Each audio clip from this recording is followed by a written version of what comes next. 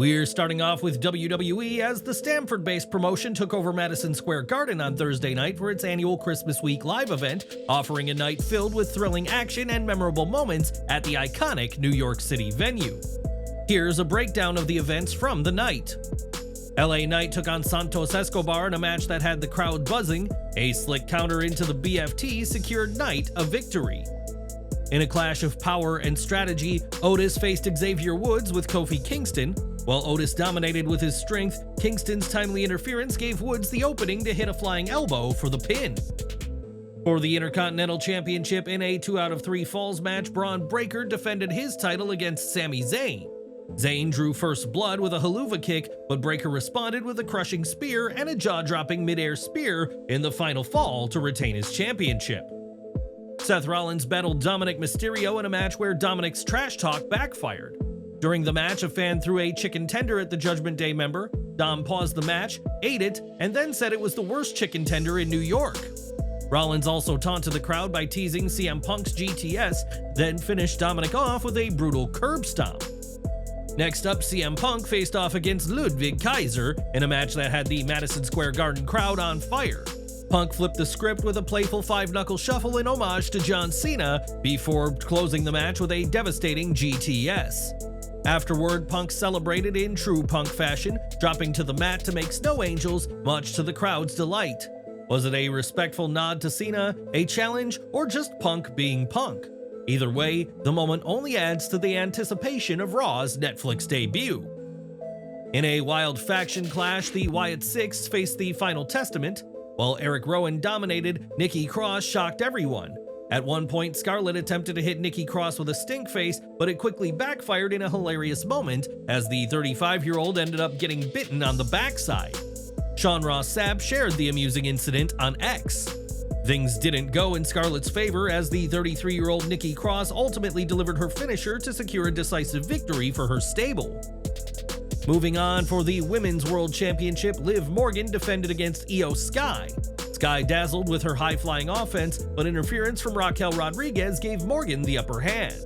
After Rodriguez was ejected, Morgan capitalized on Sky's missed moonsault and obtained her title. Post-match, the crowd gave Io Sky a standing ovation. In the steel cage main event, Damian Priest faced Gunther for the World Heavyweight Championship. Gunther retained his title after a chaotic match with interference from Ludwig Kaiser and Dominik Mysterio.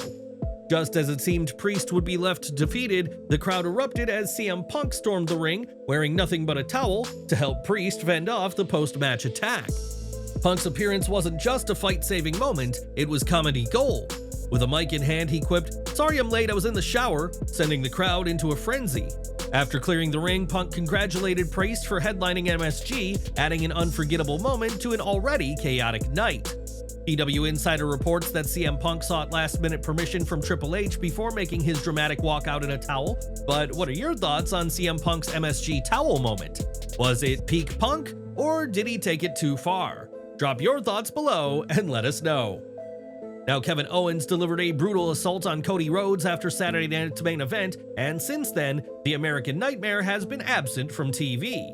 However, good news is that Rhodes has now been cleared to wrestle and will be part of WWE's holiday tour and is in Jacksonville for tonight's house show, where he will face Kevin Owens in a steel cage match for the undisputed WWE Championship. Will you be tuning in for the action tonight? Let us know your thoughts in the comments below. Since John Cena announced his plans to retire from professional wrestling at the end of 2025 and confirmed his participation in WrestleMania 41, speculation about his opponent for the grand event has been running wild. Among the rumored names is World Heavyweight Champion Gunther, whose involvement could revolve around Cena's quest for a record-breaking 17th world title.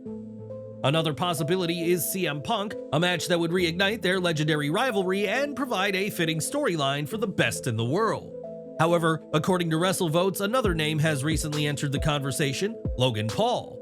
The former United States champion is reportedly being considered as Cena's WrestleMania opponent, but the idea has not been well received by WWE's creative team. According to WrestleVotes, WWE management is strongly against the idea of Logan Paul facing John Cena because of the magnanimity of the situation.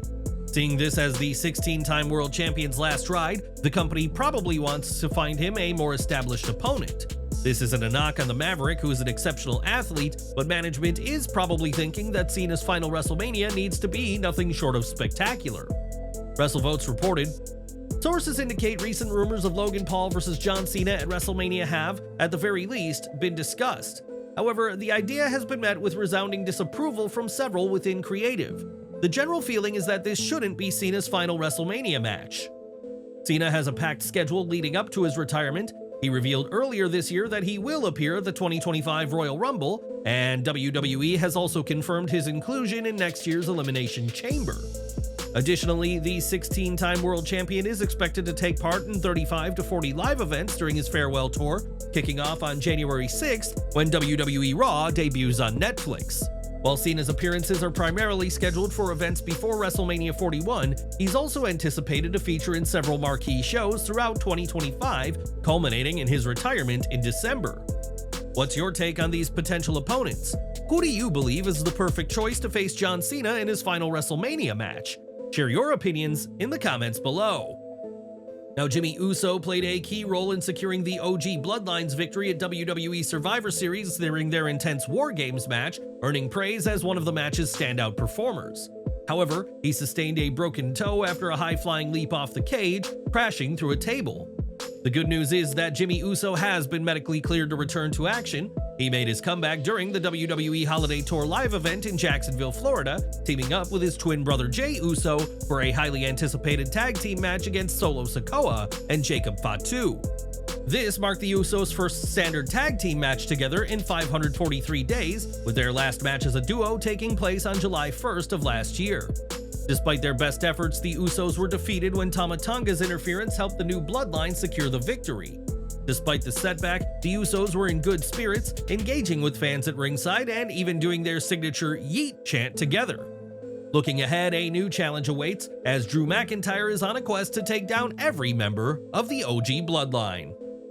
Big changes are on the horizon for WWE in the new year as the company shakes up its flagship brands. With Raw and SmackDown both expanding to 3 hours, the ongoing transfer window is fueling speculation about roster shifts, and it seems American Made is set to make a big move. According to WrestleVotes Radio, Chad Gable, the Creed brothers Brutus and Julius, and Ivy Nile are expected to transition from Raw to SmackDown as 2025 kicks off. Our last little nugget here is we are told to expect American Made to shift over to SmackDown during the new year, WrestleVotes revealed. There's a lot of optimism within the company for all members of the group. The feeling is that placing younger talents like the Creed brothers and Ivy Nile on SmackDown, especially with the move to 3 hours, could really help them shine.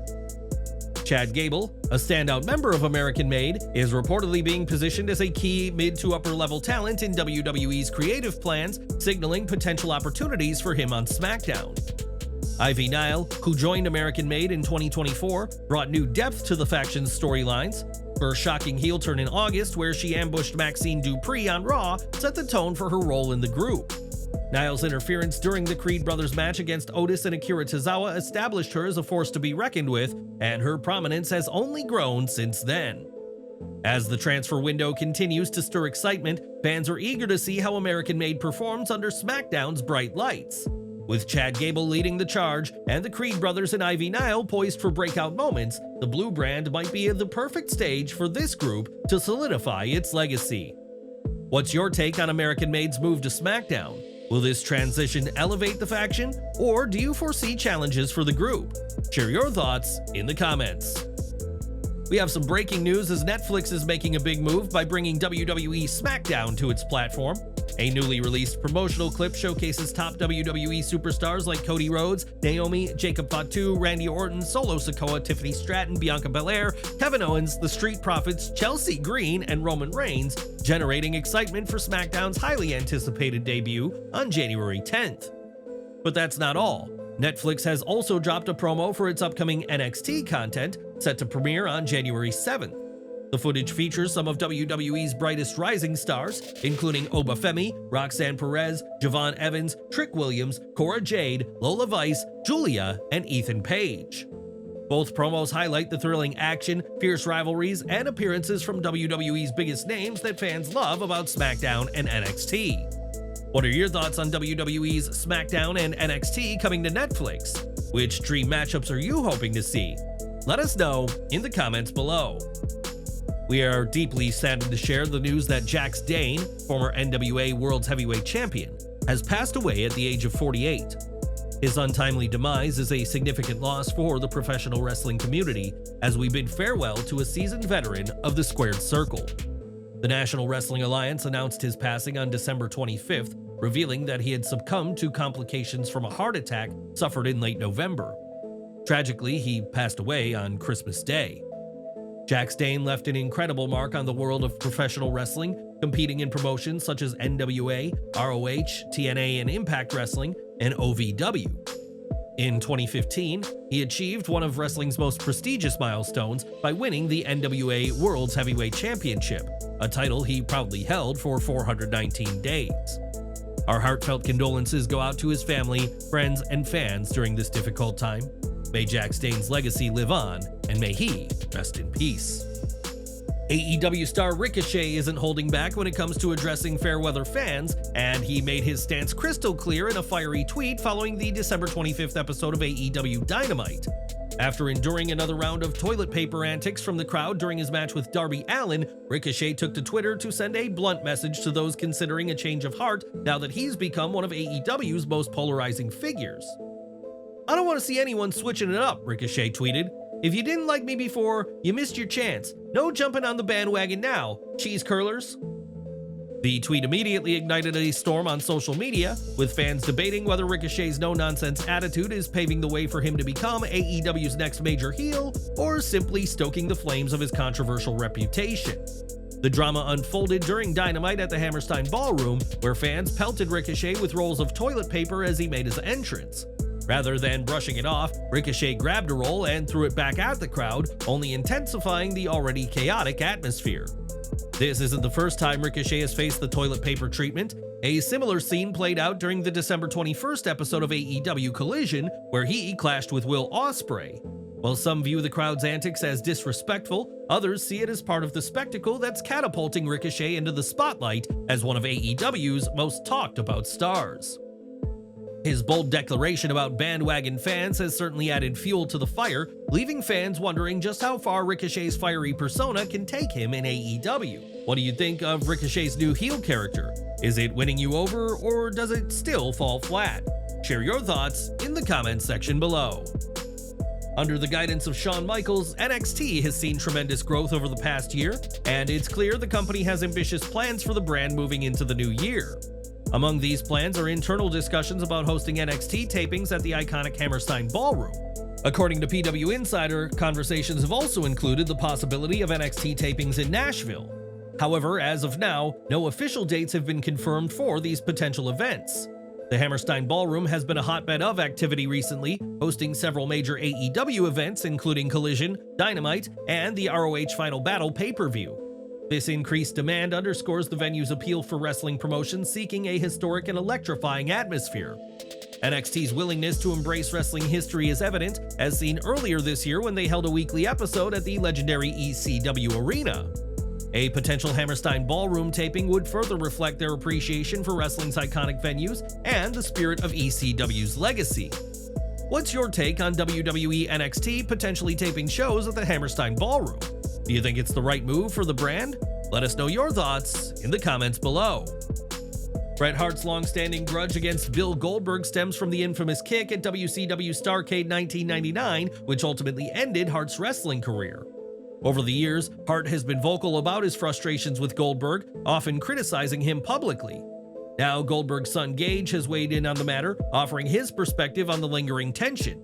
In an interview with Bill Apter, Gage Goldberg was asked about Bret Hart's repeated comments about his father.